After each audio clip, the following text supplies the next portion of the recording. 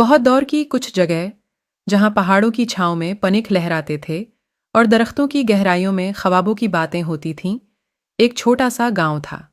یہ گاؤں بھرپور خوبصورتی سے بھرا ہوا تھا اور لوگ اچھے دلوں کے صاحب تھے۔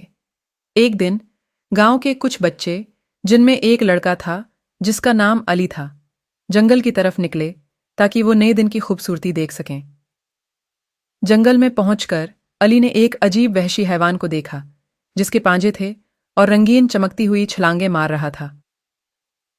علی نے حیران ہو کر پوچھا، تم کون ہو؟ وحشی حیوان مسکرا کر بولا، میں ایک جادوئی ہاتھی ہوں اور میرے پانجے جو ہیں وہ مجھے اچھی قدرت دیتے ہیں۔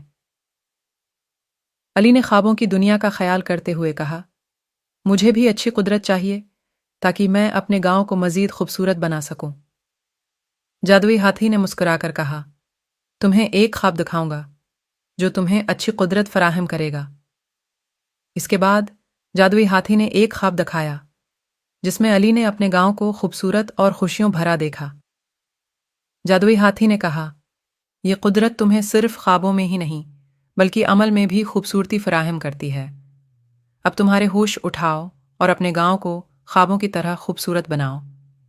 علی نے جادوئی ہاتھی کا شکریہ ادا کیا اور واپس گاؤں کی طرف رخ کیا۔ اس نے گاؤں والوں کو اپنے دیکھے خواب کا بیان کیا اور سب کو یہ کہا کہ ہمیں مل کر اپنے گاؤں کو خوبصورت بنانا ہے۔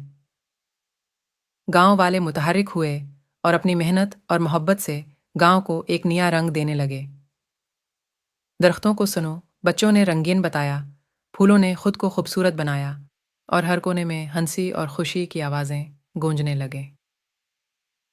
گاؤں کا رنگین چمکتا ہوا ہر طرف خوبصورتی کا منظر فراہم کرتا تھا اور لوگ ایک دوسرے کے ساتھ محبت اور خوشی کے ساتھ رہنے لگے۔